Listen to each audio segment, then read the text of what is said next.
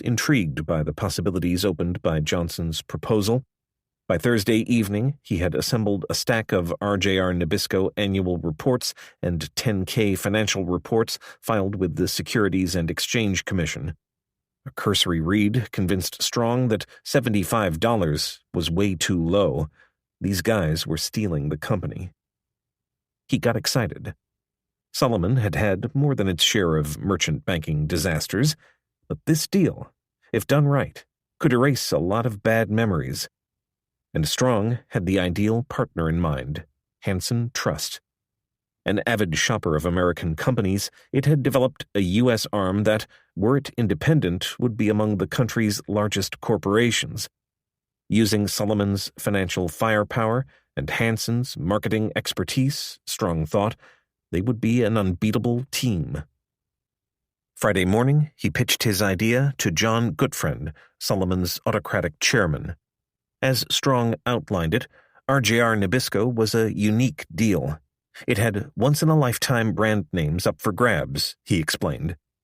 Tobacco's cash flow was a torrent so strong it could virtually pay for the entire deal. This one, Strong told Gutfriend, has everything.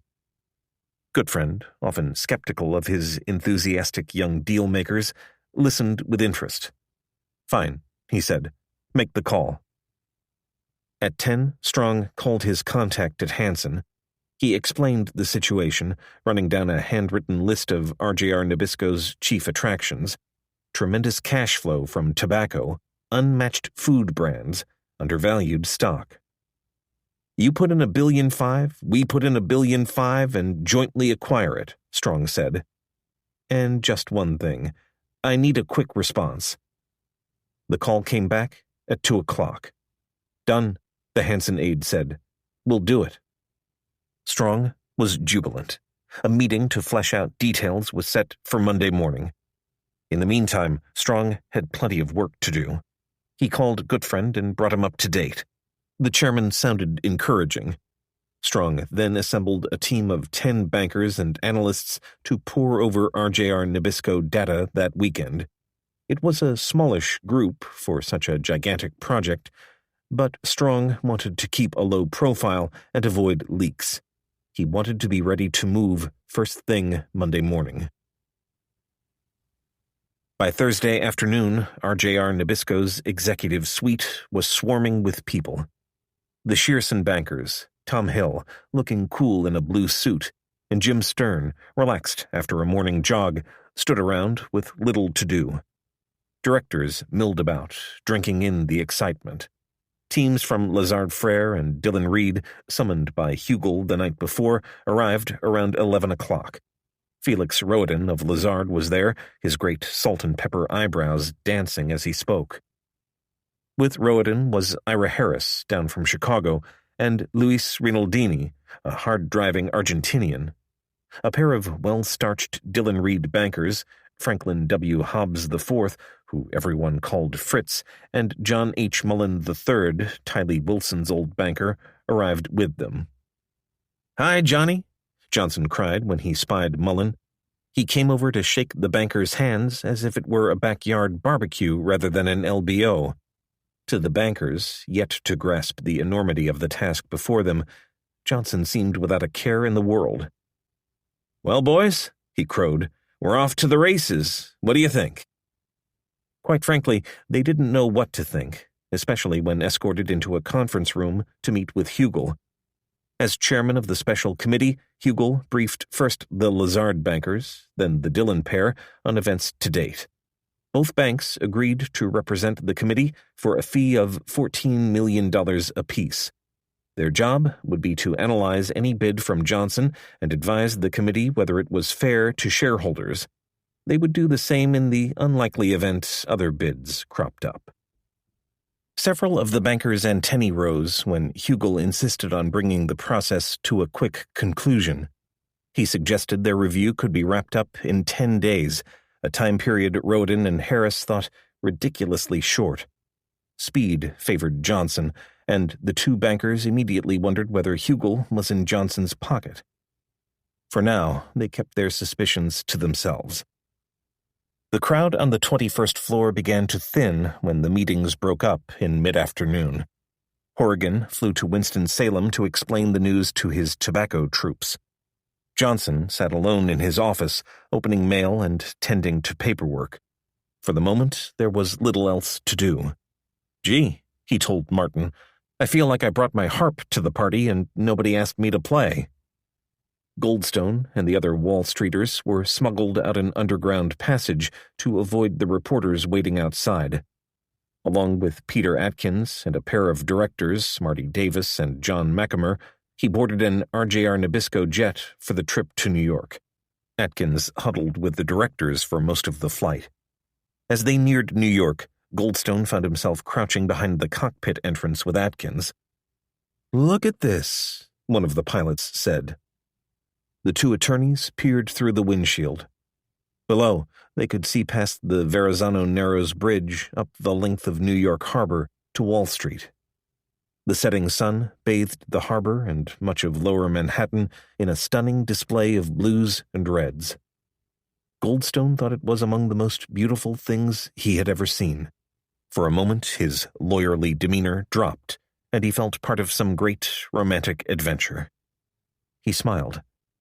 "Well, Peter, this is going to be very interesting." "Yes," Atkins said. "I'm sure it will be."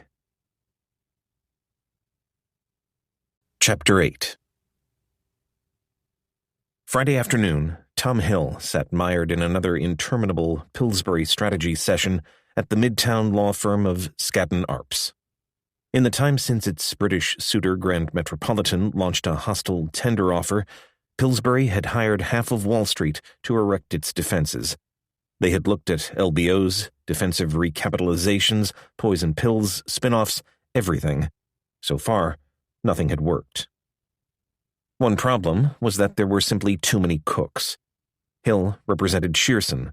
Jeff Beck headed a Drexel team. Bruce Wasserstein anchored the Wasserstein-Perella contingent. Investment bankers from First Boston were also flitting about. For all of Pillsbury's woes, Hill couldn't take his mind off RJR Nabisco. The waiting game had begun. The special committee had been formed and, with any luck, would be up to speed on the company's values in 2 or 3 weeks. At that point, Hill was betting, Ross Johnson's management group would belly up to the negotiating table, haggle with directors over an offering price, and, ultimately, agree to buy the company for a price a few dollars a share more than $75, maybe as high as the low $80 range. In the meantime, Shearson was on full alert to any sign of a competing bid. It was just 30 hours since Johnson's initial announcement, but Hill knew every investment banker on Wall Street would be looking for ways to top their $75 price. So far, no one had. With any luck, no one would. Hill hated the waiting. It made him uneasy. As the Pillsbury meetings droned on, Hill noticed Jeff Beck and Bruce Wasserstein ducking in and out of the conference room. Both men seemed especially busy today. Hill wondered what they were up to. He found himself reflecting on something Beck had told him earlier that day about RJR. "You're way off on price," the Mad Dog had assured him. "There's going to be competition." All at once, Tom Hill realized what all the scurrying about and Beck's warning must mean. Kravis. It couldn't be. Henry Kravis wouldn't try something on this scale without a management team in his camp. Besides, Johnson had said repeatedly that Kravis wasn't interested in RJR Nabisco. Hill had to find out for certain. Excusing himself from the meeting, he headed for a telephone and dialed Kohlberg Kravis's number from memory. When Kravis came on the line, Hill forced his voice to brim with good cheer. "I'm wondering whether you guys are interested in craft," Hill said. "We thought maybe we could help you with it." It was a transparent excuse for a call. Kraft had been in play a full 4 days, an eternity in the takeover business. If Kravis were to move on the company, no doubt he already would have retained a banker. Kravis could barely contain his anger. "A lot of people have talked to us about Kraft, Tom. We may do something with one of them, but it's not going to be you." In a split second, Hill knew the truth. In Kravis's venomous tone, he recognized the realization of his worst fears. Henry Kravis wanted RJR Nabisco, and he wanted it badly. Henry came right through the phone, Hill recalled later. He was loaded for bear. Kravis's message was brief. You know, Tom, you've just floored us on this RJR thing. We're the ones who gave Ross Johnson that idea. We've had an excellent relationship with you, Tom.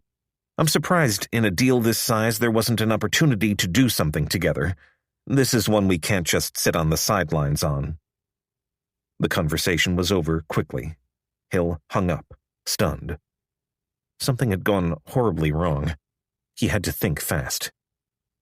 Quickly he called Peter Cohen at Shearson and relayed news of the Kravis call.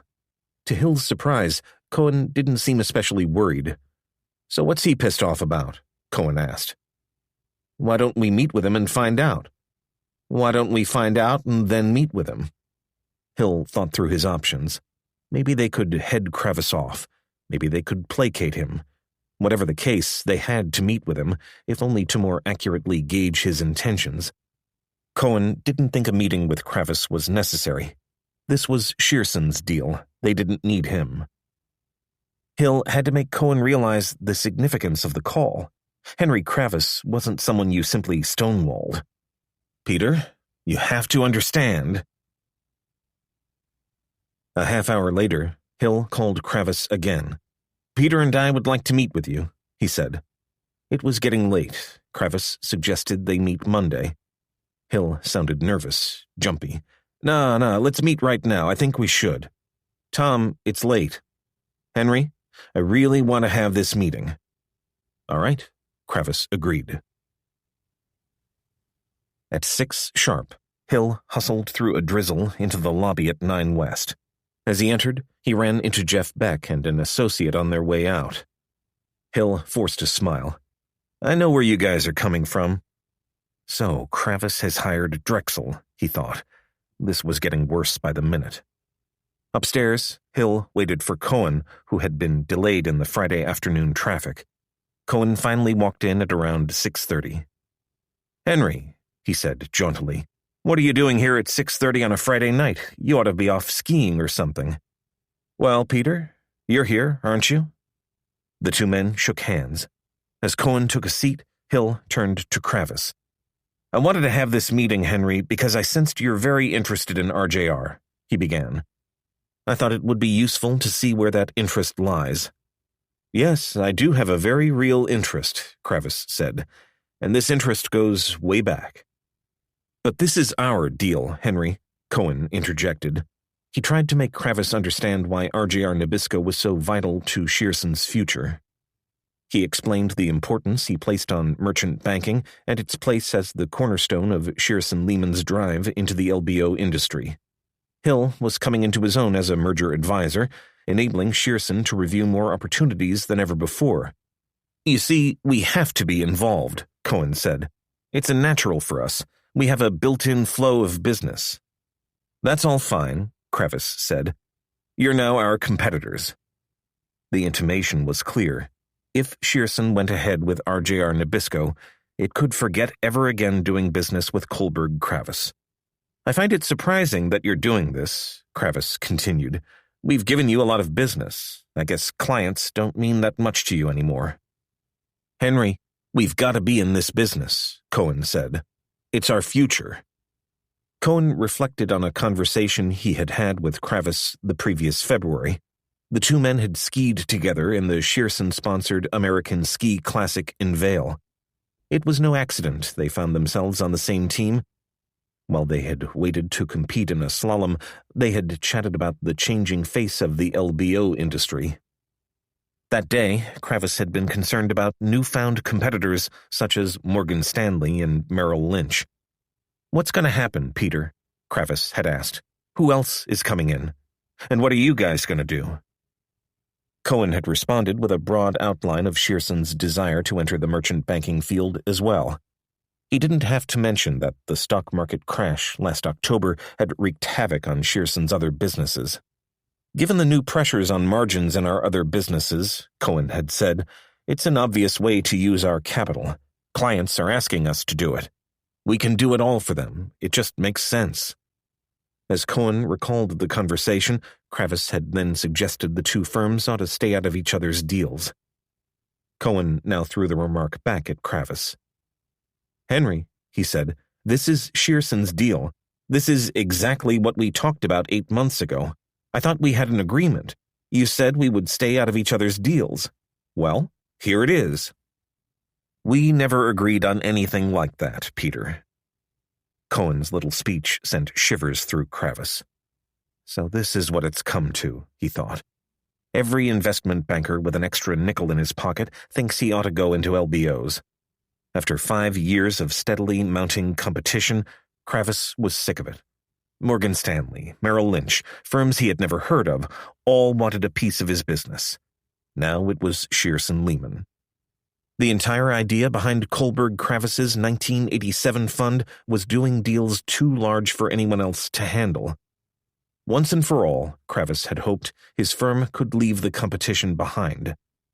Now, just as they had carved out a territory for themselves, here came Peter Cohen, a man who probably didn't know the difference between LBO and BO, claiming he had a right to do an $18 billion deal. Kravis couldn't believe the ingratitude, the gall. One part of him wanted to teach all of them, particularly Peter Cohen, a very rough lesson. "I regard Shearson as a firm we've given business to," Kravis repeated. "I have a relationship with you. This would have been the perfect deal to bring to us." "But we've raised this money," Cohen repeated. "We have a responsibility to investors in the fund to put that money to work." "This deal is so visible, so big," Kravis warned. "It has all the right cash flow characteristics. I can't lay off. We have to be in on this deal. And we will be in this deal." Tom Hill, watching and listening, thought Cohen's notion a bit strange. Did Peter really think Henry Kravis would stay out of a $20 billion deal because of a conversation on a ski slope? He could see in any case that neither Cohen nor Kravis was going to budge. Each man seemed to believe it was his blood right to own Ross Johnson's company. Hill tried to play the peacemaker, occasionally throwing in a "what can we do?" or a "how can we work that out?" He was getting nowhere. These two were just building up steam. "I'd be very surprised if you end up buying this at 75, Kravis said. "Why?" Cohen asked. "We've been looking at this company for a long time, and we know it well. This bid is just cheap. It's really very cheap." "This is really Ross's deal," Cohen said defensively. "We're just financing it." "Well, you're his partners now." "It's Ross's deal, and he's very close to the board." Kravis didn't miss Cohen's message. Johnson had his board in his back pocket. "What do you intend to do?" Kravis asked. "What do you intend to do?" Cohen shot back. "I don't know what I'm going to do." "Well," Cohen said, "what do we do about it?" "Well," Kravis said finally, "maybe there's a role for both of us." Kravis had anticipated this confrontation. There were, he suggested, 3 options. "We can compete," he said. It was a notion neither Kravis nor Cohen relished. A drawn-out bidding battle could send the price of the company skyrocketing, and, because higher purchase prices inevitably meant higher debt levels, would all but guarantee the winner a Pyrrhic victory. Or, Kravis continued, Shearson and Kohlberg Kravis could team up in a joint bid for the company. Neither Kravis nor Cohen, their egos fully intact, relished that idea either. For his part, Cohen regarded a partnership with Kravis, or anyone else for that matter, as an admission that Shearson couldn't manage the deal itself. Selling off a piece of equity to an investor was one thing. He expected to do that. A 50-50 deal was another thing altogether. A partnership, at least between these two men, seemed unlikely. Or, Kravis concluded, Shearson could sell RJR's food businesses to Kohlberg Kravis, taking tobacco for itself. Cohen was noncommittal. He would have to check with Johnson and others before seriously talking about any joint venture with Kohlberg Kravis. "It may make sense for us to do something together, Henry, but what does that say about the future? I don't know the answer to that. What does it all mean? I can't tell you that now. The meeting was winding down. Maybe, Cohen suggested as he got up to leave, they should talk more next week. Afterward, Cohen and Hill retreated to Hill's Upper East Side apartment.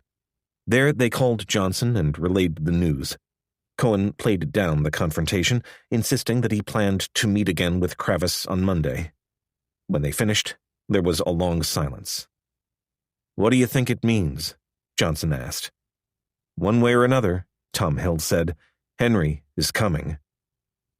Cohen also relayed news of the meeting to his boss at American Express, Jim Robinson, who was at his Connecticut farm. Robinson listened with interest. As Cohen laid out the confrontation with Kravis, his interest turned to worry. Henry Kravis was not someone to be trifled with. Maybe, Robinson suggested, he should call and reason with Kravis himself. "Maybe we can work together on this thing," he said. Cohen discouraged that idea, explaining that he believed it would be interpreted as a sign of weakness. Robinson wasn't so sure, but he decided to bow to Cohen's on-the-scene expertise. No good second-guessing the executives you place in charge of day-to-day matters, he told himself. He knew how much this deal meant to Cohen and to Shearson's future. Cohen wasn't giving up a single piece of RJR Nabisco without a fight. Still, Robinson reasoned, talking with Kravis only made sense. The man was simply too powerful to needlessly provoke. "Give me one more shot at Henry," Cohen asked. "Give him a chance to do his homework, and I'll get back to you Monday morning after I talk to him." Jim Robinson agreed. Kravis wasn't waiting around for Peter Cohen. By Friday evening, he had assembled a team of investment banks to advise and finance a competing offer for RJR Nabisco. Heading the list was Drexel Burnham, Jeff Beck's employer. Drexel's powerful junk bond network was still remarkably intact, despite being the focus of a 2-year federal investigation stemming from the Ivan Boesky insider trading probe. Still, Drexel's future was a question. An indictment was rumored to be near. And if it hit in the middle of the coming contest, it could have catastrophic consequences for Kravis. To cover himself, he decided to hire Merrill Lynch as a backup fundraiser. Morgan Stanley, the bank of Steve Waters and Eric Gleacher, was a natural choice for the routine number crunching and advisory work Kohlberg-Kravis would need. Waters was a Kravis favorite, and Kravis knew the banker's career could use a boost after his abrupt fall from power at Shearson. 3 investment banks made for a cumbersome, not to mention expensive, team. It would be the largest array of advisors ever assembled on a Kohlberg-Kravis deal. Even so, Kravis decided to hire a 4th, the red-hot merger boutique Wasserstein Perella. Wasserstein, arguably Wall Street's most brilliant takeover tactician, would be invaluable in any major deal. But advice was not what Kravis needed from him. Hiring him was purely a defensive move. He wanted Wasserstein out of circulation. Left out of the deal, Wasserstein could prove a dangerous agitator. Better to hire the roly-poly deal-maker and lock him in a closet than allow him to run loose and, perhaps, assemble a competing bidding group. Hiring the investment banks had gone smoothly, but Kravis had encountered a rude surprise when he began assembling the team of commercial banks he would need to raise the $10 billion or more of permanent financing. On Thursday, he had called Ronald Beatty, the head of West Coast operations for Bankers Trust, the big New York bank that was a leading source of takeover financing. Beatty, Kravis's longtime banker, promised to start work the next day after clearing the assignment with his bosses in New York. But when Beatty called back on Friday, he sounded strangely calm. "Henry, there's a problem," the banker said. "I've got to be honest. Right now, I don't have clear-cut permission to go forward with you. But I'll try to work something out over the weekend." Kravis was floored. Nothing like this, certainly not on this scale, had ever happened before. The only possible reason Beatty couldn't commit, Kravis knew, was that Peter Cohen had already hired Bankers Trust on an exclusive basis, an exceedingly rare and cutthroat move. This was a crisis of the first order. Cut off from its regular source of bank money, Kravis's army had no bullets. "You can't be exclusive with someone else," Kravis exploded. "You can't be." All day Saturday, Kravis pondered what to do about RJR Nabisco. The more he stewed, the more worried he became. Cohen and Hill, although no veterans of buyouts, weren't stupid. Unless he heard otherwise, Kravis had to assume they had bank financing in place and were on the brink of sewing up the deal. The way Cohen sounded the night before, the board of directors must surely have been in Ross Johnson's pocket. The situation with Bankers Trust was an unexpected crisis. It not only threatened to cut Kravis off from his most reliable source of funding, but was regarded by him as clear evidence Shearson was trying to prevent the major banks from funding a competing bid for Johnson's company. On top of that, Kravis had learned that the American Express board was scheduled to meet on Monday. That could mean only one thing. Shearson needed its corporate parents' approval for the massive bridge loan it required to fund the buyout. Everything pointed to Shearson and Johnson's wrapping up this deal quickly. And if they signed a merger agreement, Kravis knew it would be difficult to break. On Saturday night, Kravis consulted with Bruce Wasserstein. Wasserstein, known for his aggressive tactics, counseled a blitzkrieg approach. If Kravis was seriously worried about Johnson's locking up the deal, he said, the only way to proceed was to attack, and fast. Any delay gave Johnson time to sign a merger agreement with a board of directors apparently packed with his cronies. Wasserstein, also trained as a lawyer, paraphrased former Supreme Court Justice Louis D. Brandeis. "Sunlight is the best of all disinfectants," he told Kravis. If Kravis was worried about Johnson stealing this deal in some darkened back room, Wasserstein argued, he should shed some sunlight on the process. And the best of all illuminations, he continued, was an immediate tender offer.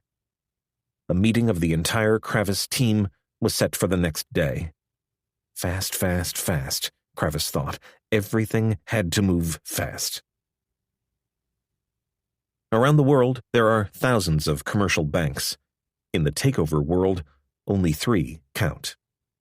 Citibank, Manufacturers Hanover Trust Company, and Bankers Trust formed a powerful triumvirate with loose control over the spigots through which flowed the billions of dollars in money necessary to fuel Wall Street's takeover machine. Junk bonds sold by Drexel Burnham and others were important means of supplementary financing, but without the big 3 banks, the takeover world would come to a screeching halt. So powerful was this trio, and so eager were they to lend money for takeovers, that by the late 1980s, all 3 were acting as common carriers for merger money. That is, they saw nothing wrong with lending simultaneously to any number of bidders seeking the same prey. Like their distant cousins, the investment banks, the commercial banks erected Chinese walls of secrecy to maintain the confidences of each bidder. From time to time, of course, this notion angered the bank's longtime clients. Gillette, the Boston-based razor blade maker, cut its long-standing ties to Citibank when an arm of the bank agreed to back a hostile bid for control of the company. Other examples abounded. All in all, the banks found lucrative takeover fees more than outweighed the lost business of a few churlish clients. As much as corporate America disliked the practice, the fact remained that the bank's power and influence were simply too pervasive to be challenged. It was possible, although rare, to hire one of the big 3 on an exclusive basis for a major takeover. It was also expensive. Henry Kravis's suspicions to the contrary, Shearson hadn't in fact demanded an exclusive arrangement with either Bankers Trust or Citibank. Not foreseeing competition, Peter Cohen hadn't thought they would need exclusives. Jim Stern, Shearson's liaison to its banks, had brought the matter up informally with Bob O'Brien of Bankers Trust, but O'Brien had allowed the matter to be left vague. O'Brien would later acknowledge, however, that he had allowed Shearson to operate under the impression that his bank wouldn't lead a competing bank group. There remained an implicit understanding that Bankers Trust was working for Ross Johnson alone. Thus, when Ron Beatty had asked for clearance to back Kravis, O'Brien's New York superiors, caught off guard, had blocked it until the matter could be cleared up. All weekend, Beatty tried in vain to secure approval to work with his largest client. The snag wouldn't be untangled until the following week, well after it had already had an effect on Kravis's actions. Until Saturday evening, the Kravis camp hadn't been in touch with the other two members of the banking triumvirate. Dick Beatty, Kravis's attorney and confidant, was relaxing in his Manhattan apartment Saturday night when he took a call from Mark Solo. Solo, head of acquisition finance at Manufacturers Hanover, was a canny banker, well respected among Wall Street's takeover set. Solo explained that he was trying to reach Peter Solomon at Shearson. He knew Beatty was also one of Shearson's closest outside advisors. Did Beatty have Solomon's home number? "What do you want to talk to Peter about?" Beatty asked. "I probably shouldn't tell you," Solo responded, "but I need to talk to someone at Shearson Lehman right away."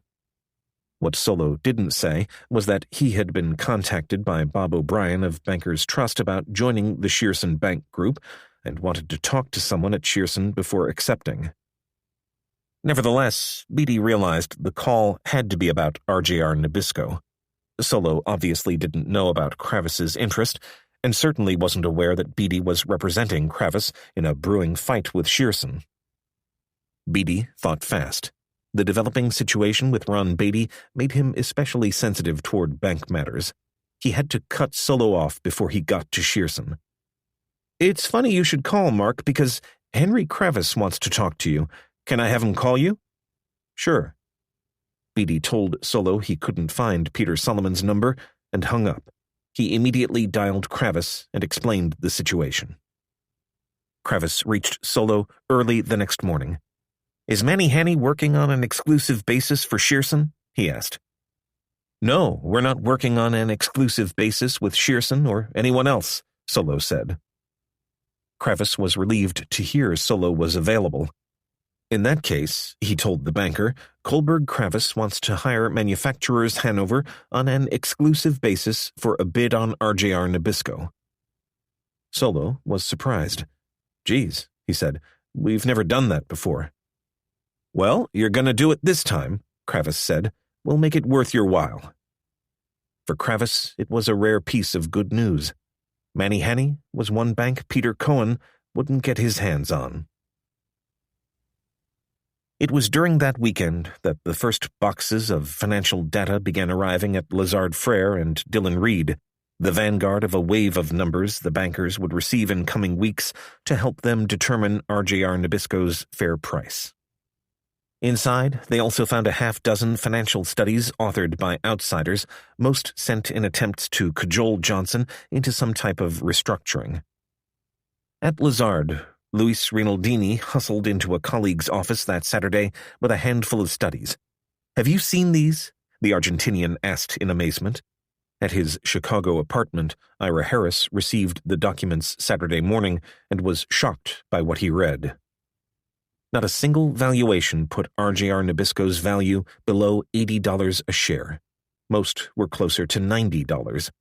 Dillon Reed's Project Terra put a price tag on RJR Nabisco of $81 to $87 a share, an average of $2 billion more than Johnson's $75 suggestion.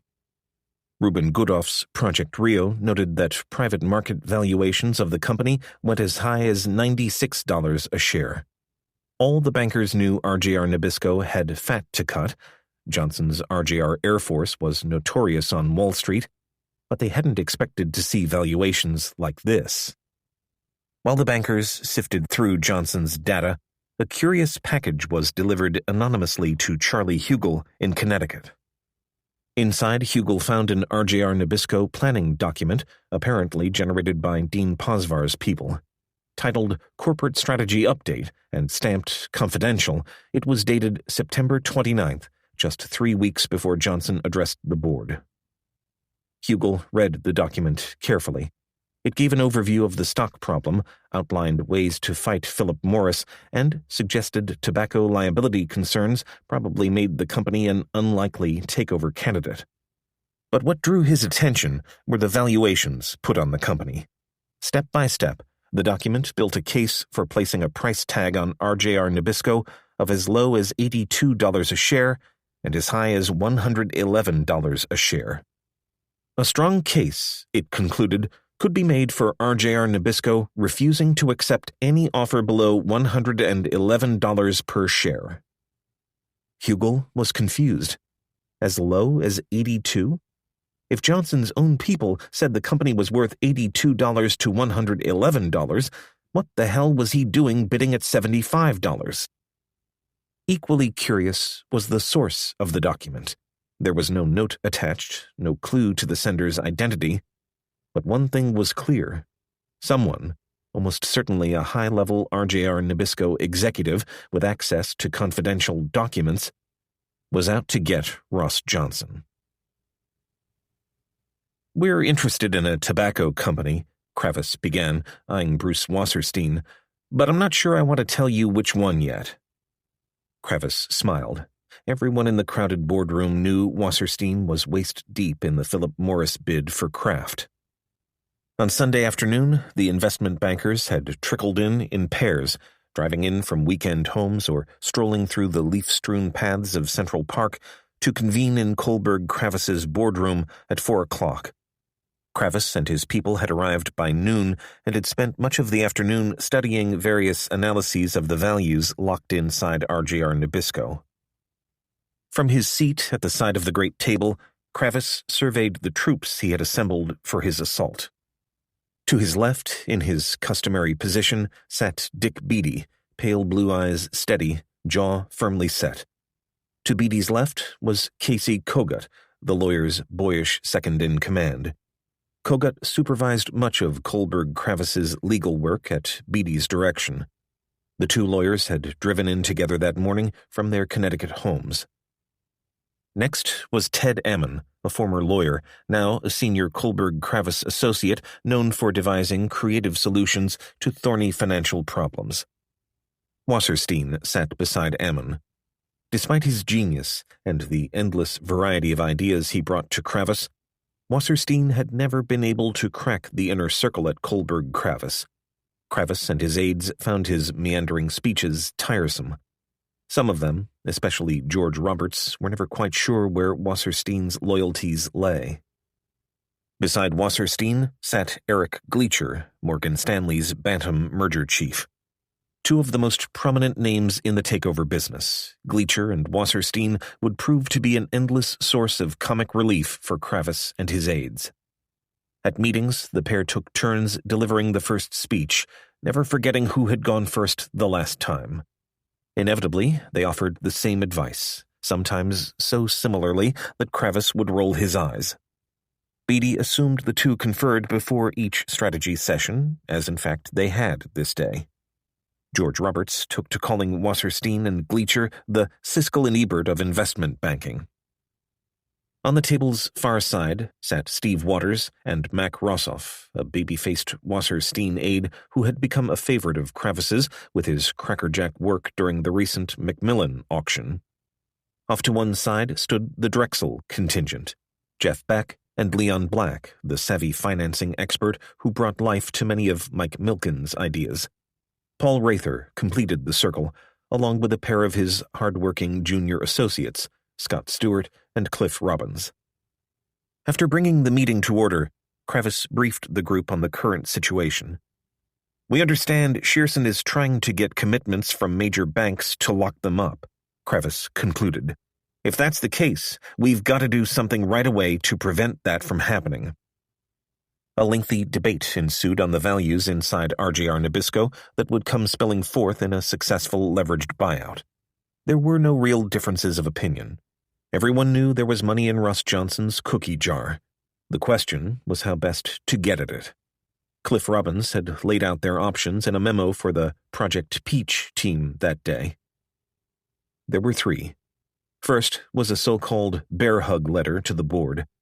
In it, Kravis would signal his interest to pay more than $75 a share, but stop short of an outright offer. Under the advantages column, Robbins noted, a bear hug would probably get them access to confidential RJR Nabisco financial information, a must if they weren't bidding with a management team.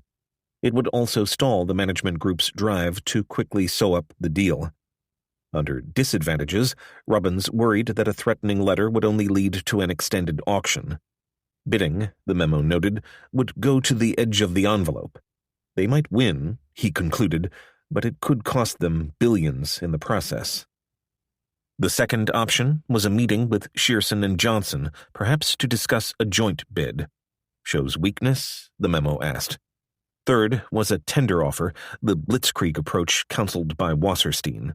The upside, seizes timing advantage, stalls management deal. The downside, no information, hostile, financing hurdles. When it came time for the advisors to speak, Eric Gleacher went first. His speech was almost military in tone, the kind of talk one delivers to a boot camp or at halftime of a crucial football game. Gleacher, a jock and proud of it, had the macho intensity characteristic of some small men.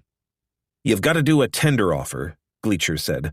"The risk here is that Shearson will have some kind of contract with the board before we can do something. If you call him back and say, 'Yeah, we're interested,' we end up getting pushed around. A tender offer puts us on even footing.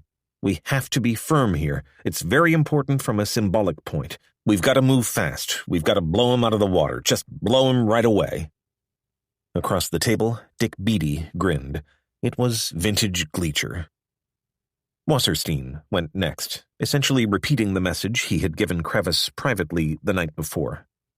The discussion continued, with the pros and cons of each move poured over in detail. Drexel's Leon Black sounded a cautionary note. "Gee, what's the hurry? Why don't we just wait and top it?" "Then you're the bad guys," Gleacher said. They talked further, but it was clear which way the group was leaning. "What price?" Crevice asked. "Maybe we should do it at 75, Gleacher suggested. Wasserstein shook his head. "Somewhere in the 90s, I think." Competitors joked that Wasserstein's pocketbook was always open, at least when it was a client's money he was spending. His clients regularly bid so high, traders spoke of a Wasserstein premium. Crevice turned to Steve Waters, who knew Johnson better than anyone at the table. "How do you read Johnson?" Crevice asked. Waters rattled through Johnson's track record, concluding, "Ross never bought anything. He's always been a seller." A $90 tender offer would immediately put him on the defensive. For one thing, he wouldn't want to match it. But more important, compared to the $75 proposal already on the table, a $90 bid would make it appear Johnson was stealing the company. If so, they could hope to drive a crucial wedge between Johnson and his board. "If we come on strong," Waters added, "he might fold." Last, Crevice turned to the Drexel contingent. Could enough bonds be sold to buy RJR Nabisco? Was there enough demand in world markets? They all knew the bond offerings under consideration would dwarf the largest in Wall Street history. And there was still the consideration that a Drexel indictment could have disastrous consequences for both the takeover and the bond offerings. "We can place the junk," said Leon Black. "Don't worry about our problems. We'll be able to do it." Black's reputation was such that few were concerned that his routine assurances were hollow. As the discussion wound down, Crevice took Paul Rather and the associates and retired to his office. It was decision time. Left behind, the advisors took the opportunity to raid the Kohlberg-Kravis kitchen and order pizzas. As Kravis closed his office door, no one realized that a very similar meeting was taking place that moment, just 6 blocks north. John Gutfriend closed his grip around his 3-year-old son's tiny hand and stepped off the curb onto Madison Avenue. Father and son had been out shopping, and Gutfriend clasped a package under one arm. Across the way, he could see Bill Strong and another Solomon investment banker trying in vain to locate a parking place. Gutfriend waved. The meeting at his Fifth Avenue apartment that evening, Gutfriend knew, could well be among the most important in his long and spectacular Wall Street career. Solomon Brothers was among Wall Street's most powerful trading houses. Through its massive trading floor overlooking New York Harbor, more than $20 billion in securities flowed daily, a sum greater than that of the New York Stock Exchange itself. But now, after 3 years of unfulfilled promises, Goodfriend was finally ready to move his firm away from the trading floor and to invest its hard-won capital in a major merchant banking deal. And the way Goodfriend's investment banking department wanted to do it, and the amounts they proposed to use, would stagger all those who said Solomon would never amount to anything in the LBO business. Goodfriend himself was a newcomer to the takeover world. Wall Street had always been split into two, sometimes warring camps. Investment bankers, smooth, dapper, trained at Andover and Harvard, and traders, red-faced Jewish and Irish kids who went to City College and made their living hollering at each other on the trading floor. By training and attitude, Goodfriend was a trader. From his desk on the trading floor, he had ruthlessly steered Solomon Brothers through a decade of growth, until it had become the largest and most profitable firm in its field. In 1985, Businessweek crowned him King of Wall Street. To many involved in finance, John Goodfriend was Solomon Brothers. His word was law inside the firm, and subordinates literally trembled when he stalked into a room waving one of his giant cigars. Short and fond of dark three-piece suits, Goodfriend had a round face, thick, sensuous lips, and a jack-o'-lantern smile that often looked forced. Russ Johnson, who knew him from Standard Brands days, called Goodfriend Old Potato Head. At 59, Goodfriend had discovered a new life, marrying a second wife, fathering a son, and cutting a social profile that set tongues wagging across Wall Street. Susan Goodfriend, a former Pan Am stewardess in her early 40s, had transformed her husband's drab existence into a series of black-tie fundraisers and society parties. Married in 1981, the Goodfriends were soon fixtures in the social pages of W and Women's Wear Daily. Susan had sealed their rise in New York society by snaring the honor of throwing a 60th birthday party for Henry Kissinger. Months later, the guests were still talking about the green apples of spun sugar Susan's chef had prepared for dessert. When the Goodfriends acquired an 18th-century mansion on Rue de Grenelle in Paris, Susan spent more time in France, and Goodfriend began taking the Concorde back and forth on weekends. Not surprisingly, when Solomon Brothers first encountered problems in the mid-1980s, many thought Susan Goodfriend deserved some of the blame for diverting her husband's attention from weightier matters. "It's my theory that Susan Goodfriend has had a lot to do with John's problems," a Wall Street friend told New York Magazine in early 1988. "When older guys discover their sexual vitality, they're gone." As Solomon grew, tensions had arisen between its dominant trading culture and its small investment banking arm, long considered a neglected stepchild within the firm. By 1987, those tensions had erupted into something approaching open warfare, as the bankers demanded a greater voice inside the firm and, not incidentally, sought to push more aggressively into mergers and merchant banking.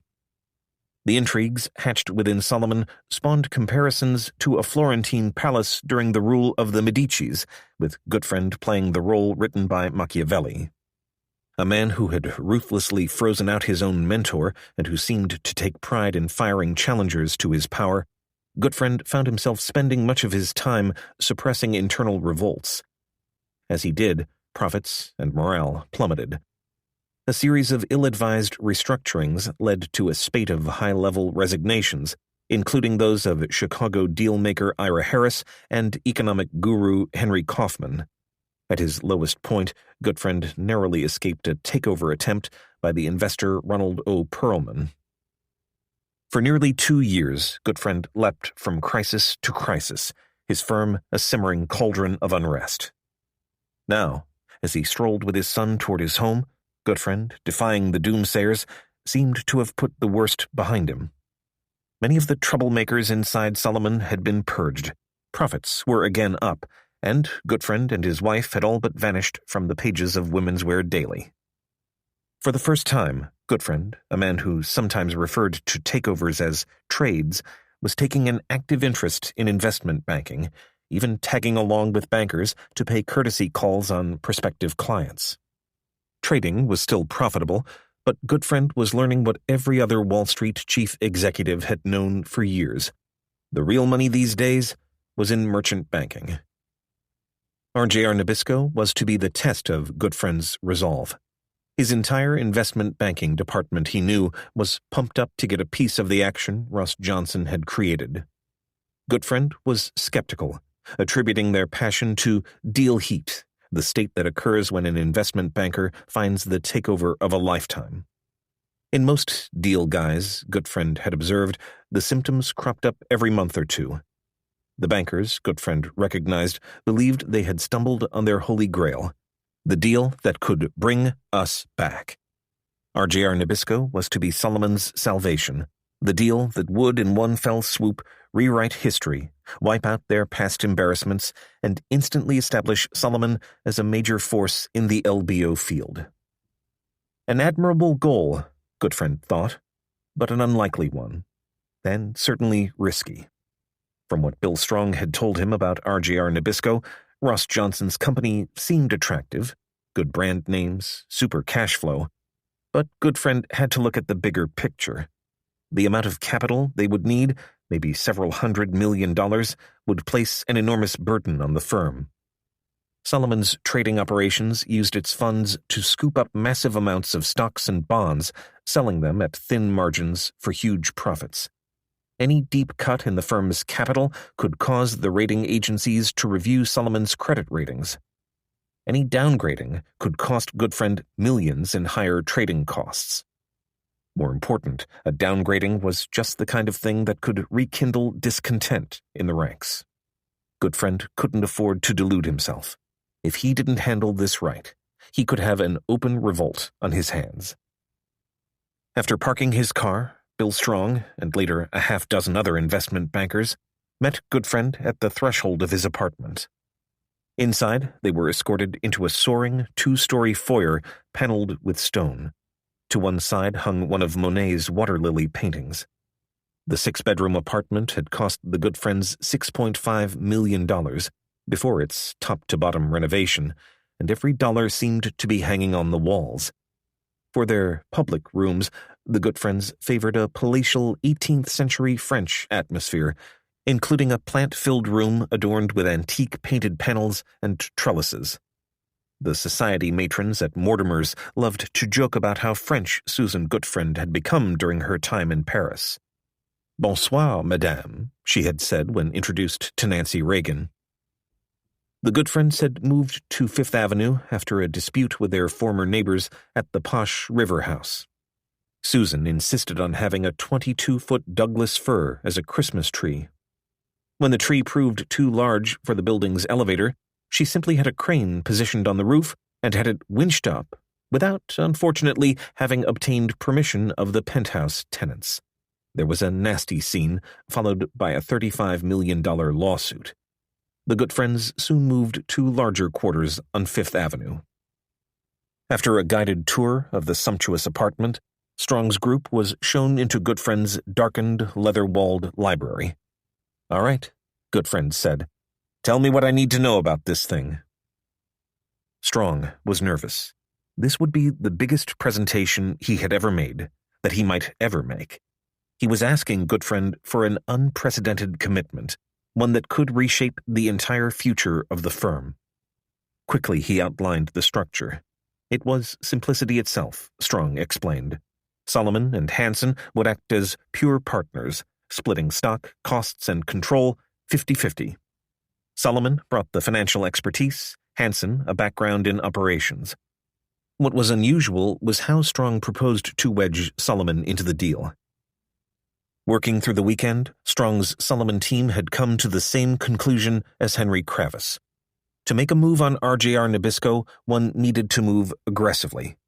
Strong proposed that Solomon quickly and secretly accumulate a large position in RJR Nabisco stock, a toehold, with an eye toward launching an unsolicited takeover bid. This would give Solomon bargaining leverage, Strong argued. It had the added advantage that, even if Solomon failed to ultimately gain control of the company, the firm would almost certainly realize a massive gain on its stock holdings. What Strong described was exactly the strategy that corporate raiders such as Boone Pickens and Carl Icahn had been using for years. For a major investment bank to try the same approach was unheard of, an order of magnitude beyond what Tom Hill and Shearson had sprung on coppers that spring. But unusual deals, Strong argued, required unusual tactics. With Gutfriend's approval, Strong wanted to begin acquiring RJR Nabisco stock on Monday morning and keep buying until they had spent $1 billion. Strong didn't make the suggestion lightly. All weekend, the bankers had debated the point. The strategy seemed brilliant, the target a once-in-a-lifetime collection of name brands. It was exactly the kind of aggressive move they thought Solomon should be making. The more they discussed it, the more enthusiastic they became. Just one question remained on everyone's lips. Would Gutfriend do it? No way. He'll never do it, a banker named Charles Chaz Phillips said. Gutfriend talked a good game, Phillips argued, but down deep didn't have what it took to push the button. Some of the bankers grew depressed. If Gutfriend wouldn't approve the RJR Nabisco deal, they moaned, he would never approve anything. If we can't find a way to do this, a veteran banker named Ronald Freeman said, my 15 years at Solomon mean nothing. Now, as Strong finished his presentation, Gutfriend attacked, a fighter firing jabs into their case, looking for any weakness. His style was to put the bankers on the defensive, make them justify the move 100 different ways. Before he gambled $1 on this deal, Gutfriend said, he wanted to hear everything that could possibly go wrong. You guys are being pretty goddamn easy with my shareholders' money, he challenged. What makes you think it'll work? At first, the bankers couldn't tell whether he was hostile or simply asking the right questions. What about tobacco litigation? Gutfriend asked. Not a problem, the bankers assured. To Chaz Phillips, is the bond market large enough to handle all the paper? Yes, Phillips shot back. They went through it again and again until, after an hour, Gutfriend placed a call to one of Solomon's most influential directors, Warren Buffett. Buffett was renowned as one of Wall Street's most intelligent investors. His prognostications could move markets, and often did. He wasn't a quick-buck artist, no rating for Warren Buffett. Buffett invested the old-fashioned way, buy and hold. He had bought a 12% holding in Solomon the previous fall, rescuing Gutfriend from the hostile overtures of Ron Perlman. When Buffett came on the line, Gutfriend put him on a speakerphone and laid out the situation in detail. What should they do? Go for it, Buffett advised. Once one of RJR's largest shareholders, he knew tobacco and liked it. I'll tell you why I like the cigarette business, he said. It costs a penny to make. Sell it for $1. It's addictive, and there's fantastic brand loyalty. Would Buffett himself like to join forces with Solomon? No, the investor said, not this time. Cigarettes were a fine investment, but owning a tobacco company with its social baggage and all that death merchant business wasn't a burden Buffett felt he was ready to bear. I'm wealthy enough where I don't need to own a tobacco company and deal with the consequences of public ownership, he said. To the bankers in Gutfriend's library, Buffett's blessing seemed to erase the last of their chairman's doubts. If drastic action were required, Gutfriend agreed, then drastic action would be taken. The bankers left Gutfriend's apartment that night in various stages of euphoria. One of Gutfriend's doubters, Chaz Phillips, took the bus to his Fifth Avenue apartment, feeling high. Phillips was sure he had just witnessed one of the single most important moments in the history of Solomon Brothers. He couldn't believe it. Gutfriend actually did it. Into the wee hours, the Solomon bankers exchanged congratulatory phone calls. None could believe their good fortune. Finally, after years of talk, Solomon Brothers was actually going to do something. Whoa, wait a minute, George Roberts said. Why do we have to do this tonight? I'll take a plane and get there tomorrow. We could do that, Kravis said, but by tomorrow it may be too late. Put on the speakerphone in Kravis's office, Roberts had been caught off guard by the suggestion of an immediate tender offer. Although kept up to date on Kravis's preparations, he hadn't expected anything like this. Sitting in his home south of San Francisco, all Roberts had to whet his appetite was a single computer run sent out from New York 2 days earlier. Naturally cautious, Roberts wanted to hear a lot more before he committed to the first unsolicited tender offer in the firm's history. Kravis laid out all the reasons for expeditiousness. Banks were being locked up. The American Express Board was meeting tomorrow, no doubt to approve the bridge loan necessary to cement the deal. If they didn't move fast, Kravis said, Johnson could sew this deal up within days, if not hours. A tender offer, he argued, was the only way Kohlberg-Kravis could be certain of getting its foot in the door. For one thing, it guaranteed a response from the board. Federal securities laws mandate that any target of a tender offer must formally reply to the offer within 10 days. The board couldn't ignore them then, Kravis said. Moreover, he continued, it wouldn't be an outright hostile bid. For one thing, Johnson had already put this company in play, and Kravis intended to make completion of the tender offer conditioned on approval of RJR Nabisco's board. That way, he said, they obtained the time advantages of a tender offer without launching a full-fledged hostile bid. Bruce Wasserstein and Eric Gleacher were brought in and repeated their militant pitches for Roberts. Roberts was less than impressed by the two bankers' arguments, although he didn't say so in their presence. Wall Street, Roberts knew, was full of Wassersteins and Gleachers trying to push Kohlberg-Kravis into hasty deals whose chief benefit seemed to be the creation of multi-million-dollar advisory fees. Wasserstein was particularly bad, always pestering Henry with new takeover ideas. Roberts took them all with a grain of salt, lumping them together with everything else he hated about New York. After a while, Roberts asked the two bankers to leave the room. It was an enormous decision. This deal was 3 times larger than anything they had ever done before. It was also the first time they had launched a bid without the aid of a friendly management team.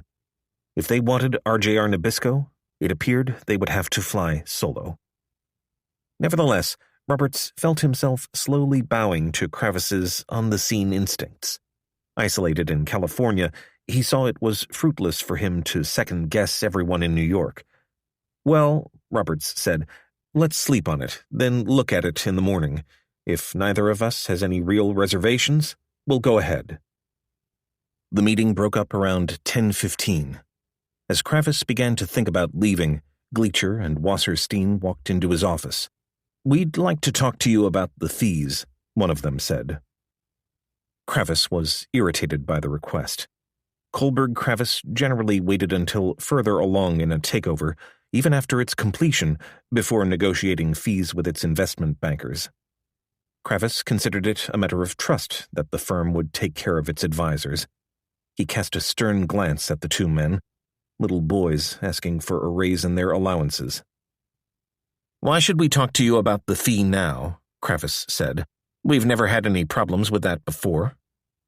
The two advisors figured that both Morgan Stanley and Wasserstein Perella should receive a fee of $50 million each.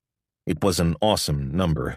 The largest fees negotiated to that point had been in the $50 million to $60 million range, and those were for deals that required massive bridge loans and billion-dollar capital commitments. Wasserstein and Gleacher wanted the same amount just for their advice. This is ridiculous, Kravis thought. Here he was about to launch the largest takeover battle of his career, indeed, in the history of Wall Street, and his advisors were more worried about their compensation than their tactics. You're just not even close, Kravis told the pair. We're not even going to talk about it. This is the last time we'll talk about it. Well, fine, Gleacher said after a moment, but this is important to us, Henry. We'll just have to trust you on it. Later, Kravis took a car home to his Park Avenue apartment. He was pleased by the evening's events. A tender offer felt like the right thing to do. He was 75% sure he would do it. Doubts lingered, of course. How would investors and their funds see it? How would the newspapers play it? Far more important, how would RJR's board regard it? The directors had to be convinced it was not a hostile bid. Kravis wanted to sleep on it. In the morning, he would talk with Beatty and Roberts, maybe with Peter Cohen. Then he would make his final decision. For all Henry Kravis's feverish preparations, the management group itself had taken the weekend off. Early Sunday evening, Johnson, amiably oblivious to the storm gathering before him, breezed into Jim and Linda Robinson's apartment high above the Museum of Modern Art. Johnson was in a fine mood, looking tanned and well-rested in a cotton sweater and casual slacks. On the flight up from Atlanta that afternoon, he had stopped in Chattanooga, Tennessee, and, with Laurie and John Martin in tow, played a round of golf. The Honors Golf Course there, owned by his friend Jack Lupton, a former Coca-Cola bottler, was one of Johnson's favorites. They had all played well, Laurie teeing off from the short tees, Johnson from the middle tees, and Martin from the back tees. Johnson hadn't worried about the threat from Kravis. In fact, he hadn't spent much time worrying about anything since Friday. He had slept until noon Saturday and watched college football all afternoon with Martin. Monday, he and Laurie planned to visit Bruce, who still lay in a coma after his accident more than a month before. Tuesday, they would meet with the commercial bankers, the first step toward raising the $15 billion or so they needed for the deal. That's when the real work would start, Johnson figured. As for Kravis, well, Cohen could take care of him. Kravis would calm down, everything would work out. Cohen said he had things under control, and, until he was informed otherwise, Johnson was inclined to believe him. Anyway, what could Kravis do? He certainly wasn't going to bid $18 billion for this company without management, Johnson felt. Jim Robinson wasn't so blasé. All weekend he had agonized over whether to call Kravis himself. Cohen said he had everything under control, but Robinson couldn't shake the feeling that he might be able to help out. He and Johnson spent much of the evening sorting through options on the phone with Cohen. Around 11 o'clock,